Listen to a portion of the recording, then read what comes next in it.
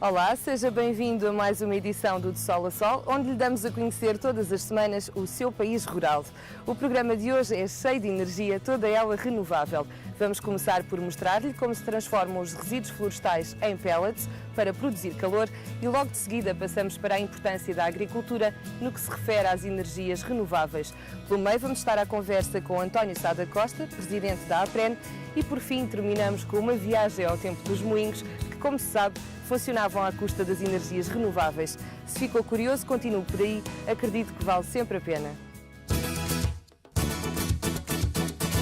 São um método de aquecimento não poluente e uma energia renovável, mas ainda pouco conhecida. Por isso mesmo, hoje falamos-lhe de pellets aqui no De Sol a Sol.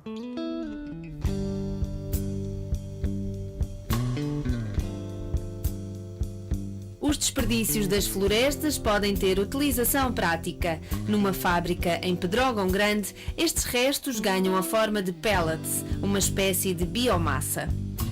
Utilizamos a biomassa florestal residual, os resíduos que em muitas situações eram desaproveitados, sem qualquer valor comercial.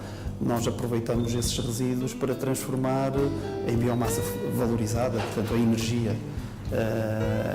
Tal como também utilizamos subprodutos da indústria transformadora da madeira, valorizando todos esses subprodutos, gerando um rendimento adicional aos proprietários florestais, aos exploradores florestais, que até agora tinham grandes dificuldades em fazê-lo.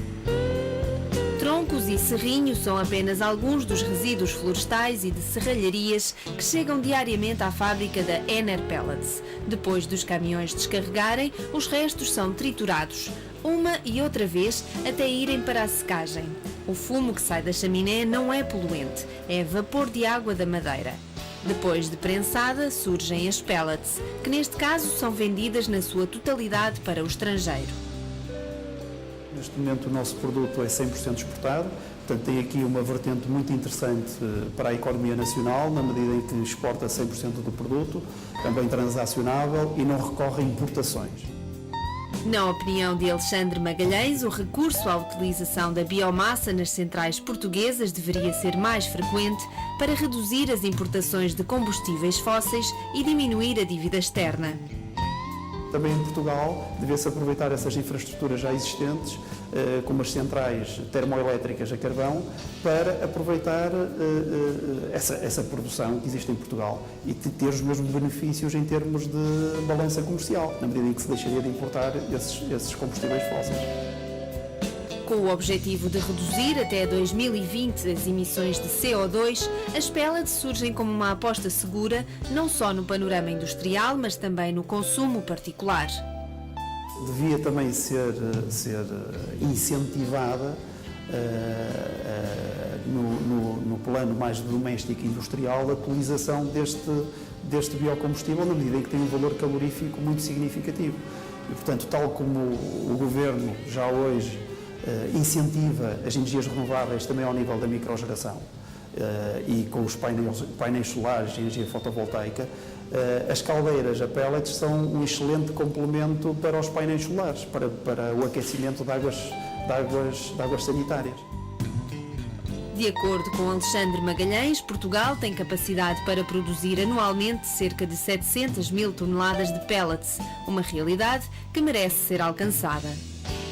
Há aqui o governo português tomar conhecimento desse facto, tomar conhecimento dessa produção que existe em Portugal, perceber bem as suas vantagens e depois tomar as medidas necessárias para que, de facto, as centrais termoelétricas a carvão possam iniciar essa combustão ou co-combustão a pellets e produzir energia renovável a partir dessas centrais. Esta é uma das formas de aproveitar os recursos que não se esgotam, de maneira a alcançar um futuro sustentável.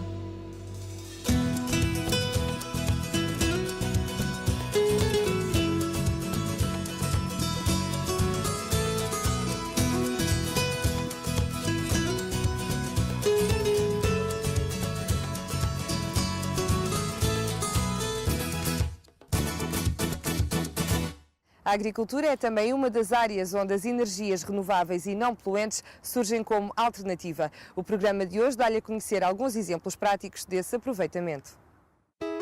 Fazer o aproveitamento da matéria orgânica é cada vez mais uma iniciativa dos produtores agrícolas. Com esse objetivo, os criadores de animais podem apostar em algumas alternativas para produzir energias renováveis.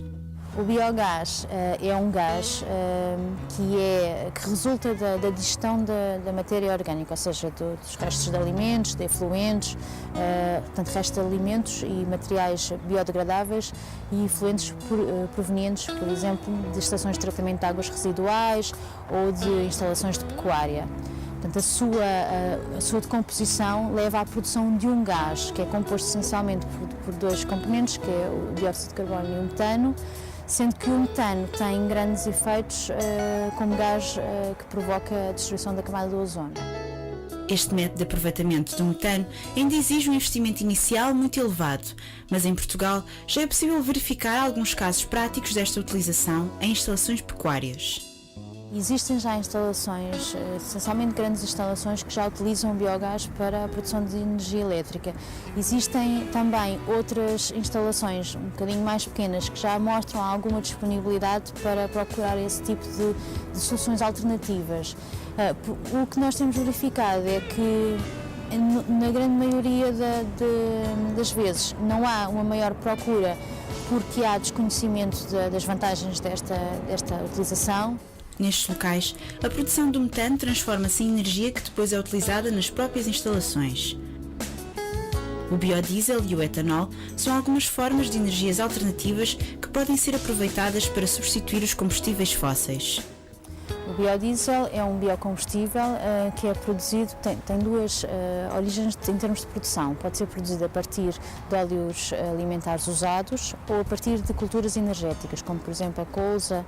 O etanol é produzido também a partir de sementes, com maiores possibilidades destas sementes, como por exemplo a semente de girassol, com maiores possibilidades desta produção ser feita em terrenos nacionais, enquanto que para conseguir cumprir as metas de produção de biodiesel, há uma grande necessidade de recorrer à importação de sementes.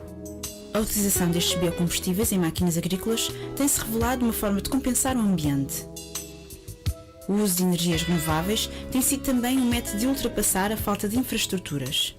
Exemplo disso é herdado do Tujal, em Évora, onde a instalação de painéis solares conseguiu colmatar a falta de eletricidade neste terreno. Foi montada há cerca de 8 anos e era uma zona onde não havia eletricidade. O ponto de eletricidade mais próximo ficava a cerca de 6 km e, portanto, não havia hipótese de meter lá energia elétrica e não tínhamos gerador.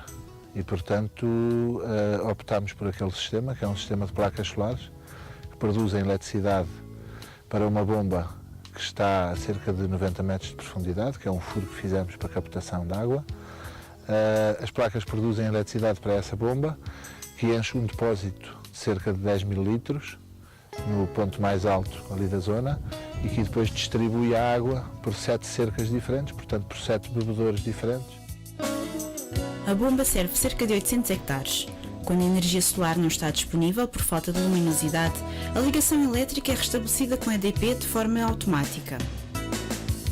Uma solução que se tornou menos dispendiosa, tanto em termos financeiros como energéticos. A alternativa a isso eram duas, era ter um gerador a gasóleo que iria fazer consumos elevados e aquilo não tem, no fundo não tem consumo de combustíveis, não é? Aquilo é um sistema que funciona por ele e de uma maneira económica, não é? E a outra alternativa era fazer transporte de água para as vacas, que uma vaca em média bebe 100 litros por dia, portanto estão ali naquela volta cerca de 300 vacas, são 30 mil litros por dia que são ali consumidos, não é? E, portanto era difícil de fazer. Estima-se que só em 20 anos de utilização é que esta bomba poderá compensar o seu investimento inicial. Mas o consumo de energia solar não tem custos de utilização.